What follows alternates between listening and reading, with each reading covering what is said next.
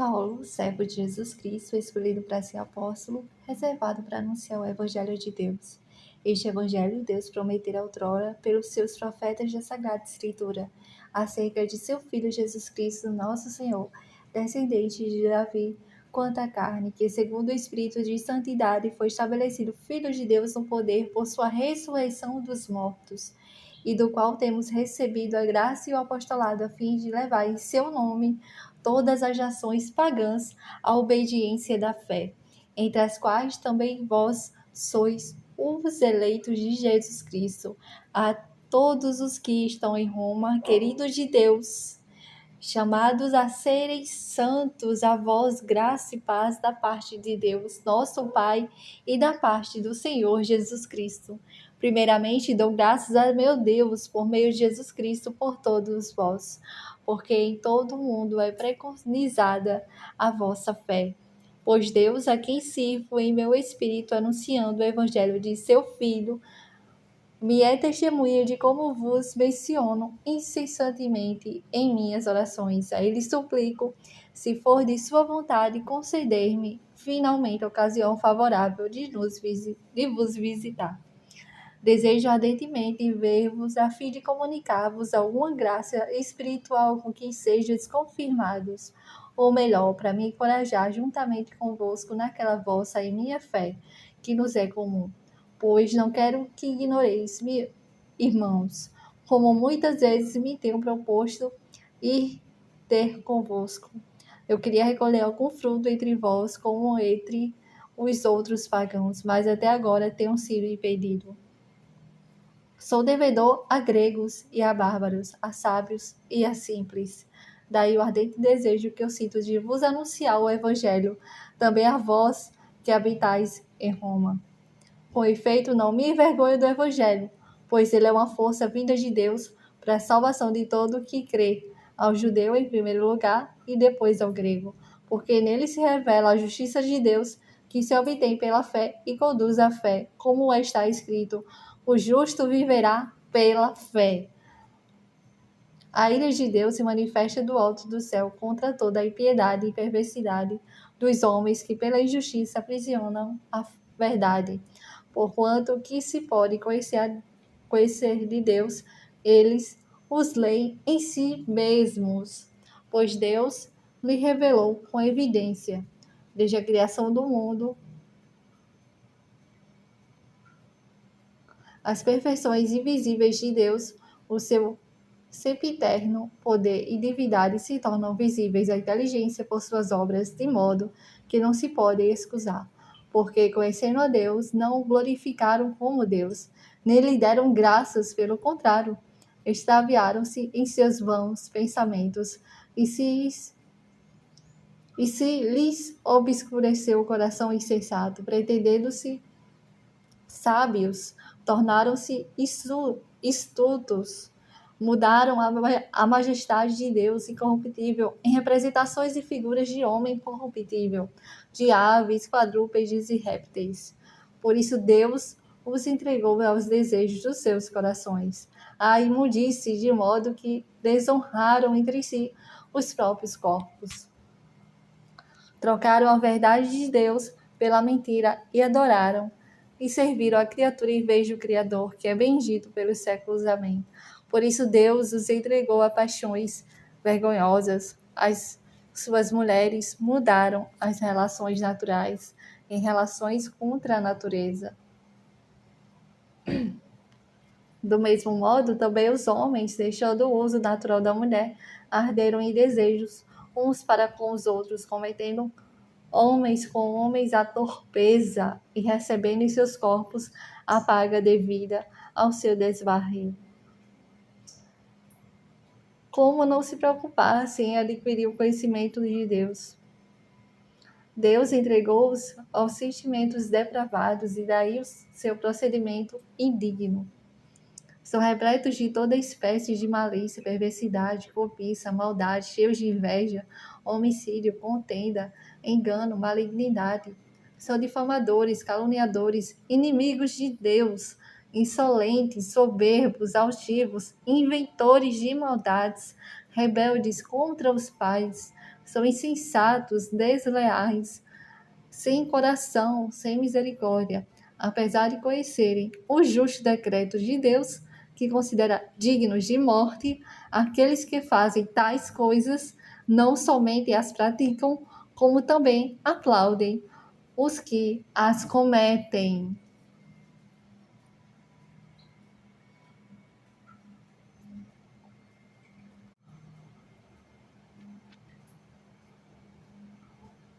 Assim és inexcusável, ó homem, quem quer que sejas, que te arvoras em juiz. Naquilo que julgas ao trem a ti mesmo te condenas, pois tu que julgas fazes as mesmas coisas que eles. Ora, sabemos que o juízo de Deus contra aqueles que fazem tais coisas corresponde à verdade.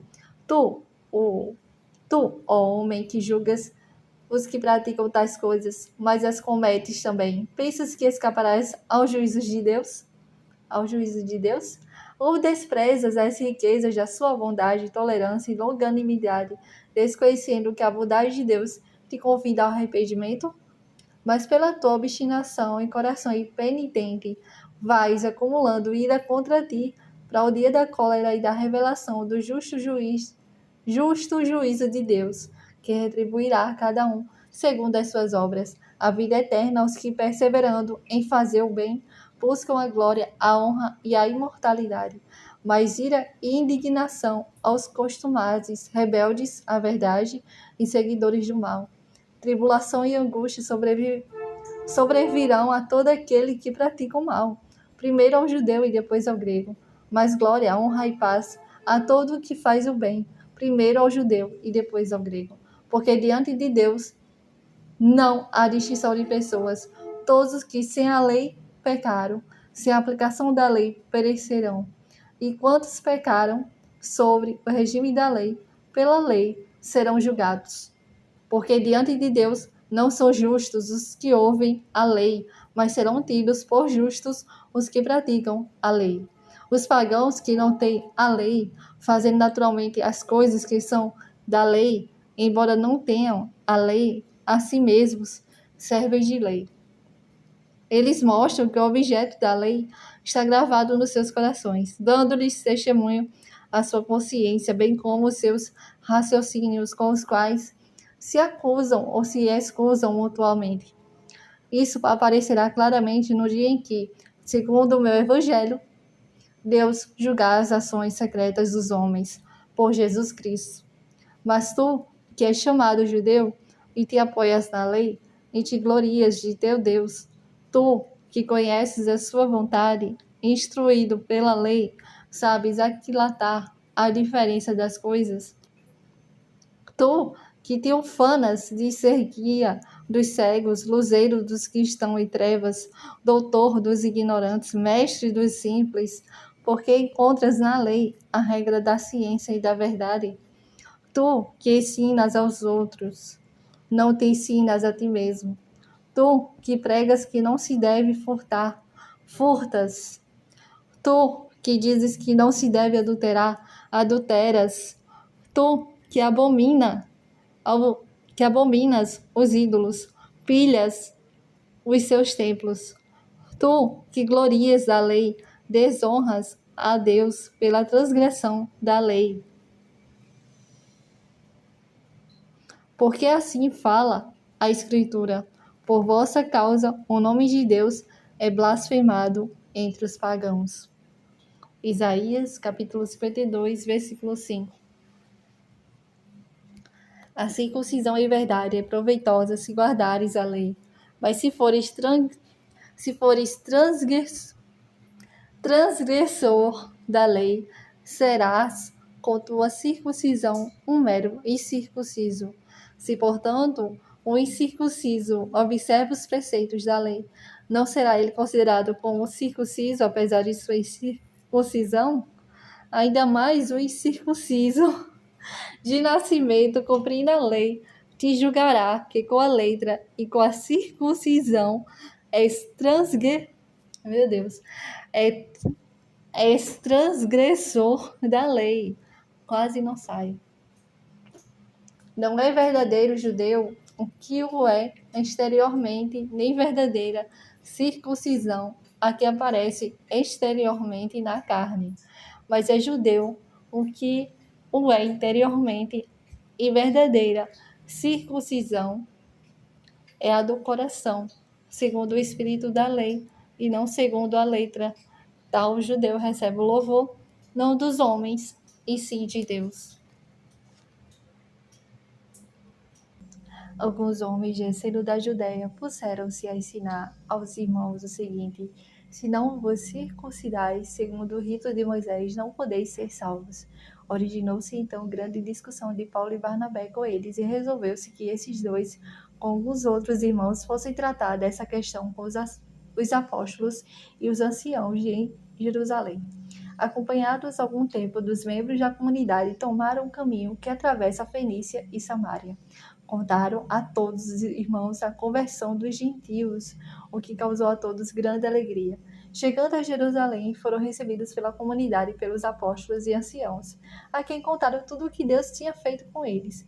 Mas levantaram-se alguns que, antes de ter abraçado a fé, eram da seita dos fariseus, dizendo que era necessário circuncidar os pagãos e impor-lhes a observância da lei de Moisés. Reuniram-se os apóstolos e os anciãos para tratar dessa questão. Ao fim de uma grande discussão, Pedro levantou-se e lhes disse: Irmãos, vós sabeis que já há muito tempo Deus me escolheu dentre vós, para que da minha boca os pagãos ouvissem a palavra do Evangelho e crescem. Ora, Deus, que conhece os corações, testemunhou a seu respeito, dando-lhes o Espírito Santo da mesma forma que a nós. Nem fez distinção alguma entre nós e eles, purificando pela fé os seus corações. Porque, pois, provocais agora a Deus, impondo aos discípulos um jugo que nem nossos pais, nem nós podemos suportar. Nós cremos que, pela graça do Senhor Jesus, seremos salvos, exatamente como eles. Toda a assembleia o ouviu silenciosamente. Em seguida, ouviram Barnabé e Paulo contar quantos milagres e prodígios Deus fizera por meio deles entre os gentios. Depois de terminarem, Tiago tomou a palavra. Irmãos, ouve-me, disse ele. Simão narrou como Deus começou a olhar para as nações pagãs para tirar delas um povo que trouxesse o seu nome. Ora, com isto concordam as palavras dos profetas, como está escrito. Depois disto, voltarei e reedificarei o tabernáculo de Davi, que caiu, e reedificarei as suas ruínas e o levantarei, para que o resto dos homens busque o Senhor e todas as nações sobre as quais tem sido invocado o meu nome. Assim fala o Senhor, que faz essas coisas que ele conheceu desde a eternidade. Por isso julgo que não se devem inquietar os que dentre os gentios se convertem a Deus, mas que se lhes escreva somente que se abstenham das carnes oferecidas aos ídolos, da impureza, das carnes sufocadas e do sangue. Porque Moisés, desde muitas gerações, tem em cada cidade seus pregadores, pois que ele é lido nas sinagogas todos os sábados. Então pareceu bem aos apóstolos e aos anciãos, com toda a comunidade, escolher homens dentre eles e enviá-los a Antioquia, com Paulo e Barnabé. Judas, que tinha o sobrenome de Barsabás, e Silas, homens notáveis entre os irmãos. Por seu intermédio enviaram a seguinte carta: os apóstolos e os anciãos aos irmãos de origem pagã em Antioquia, na Síria e Cilícia. Saúde.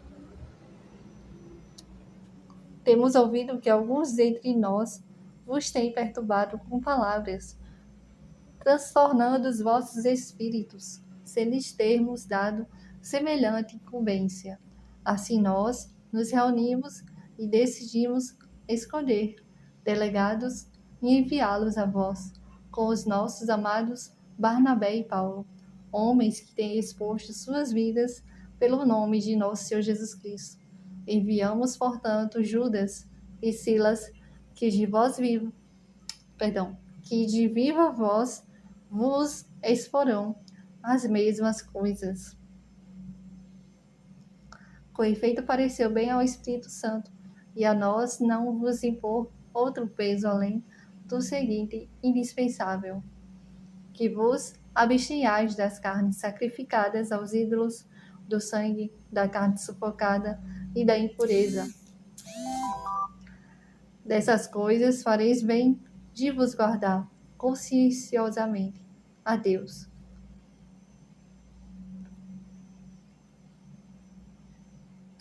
Tendo se despedido, a delegação dirigiu-se a Antioquia. Ali reuniram a assembleia e entregaram a carta à sua leitura. Todos se alegraram com o estímulo que ela trazia. Judas e Silas, que eram também profetas, dirigiam aos irmãos muitas palavras de exortação e de animação. Demoraram-se ali por algum tempo. Foram depois pelos irmãos despedidos em paz, voltando aos que os tinha enviado. A Silas, contudo, pareceu bem ficar ali, e Judas partiu sozinho. Paulo e Barnabé detiveram-se também em Antioquia, ensinando e pregando com muitos outros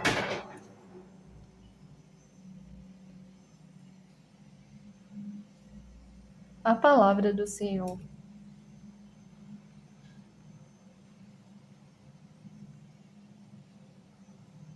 Ao termo de alguns dias, disse Paulo a Barnabé: tornemos a visitar os irmãos por todas as cidades, onde temos pregado a palavra do Senhor, para ver como estão passando. Barnabé queria levar consigo também João, que tinha por sobrenome Marcos.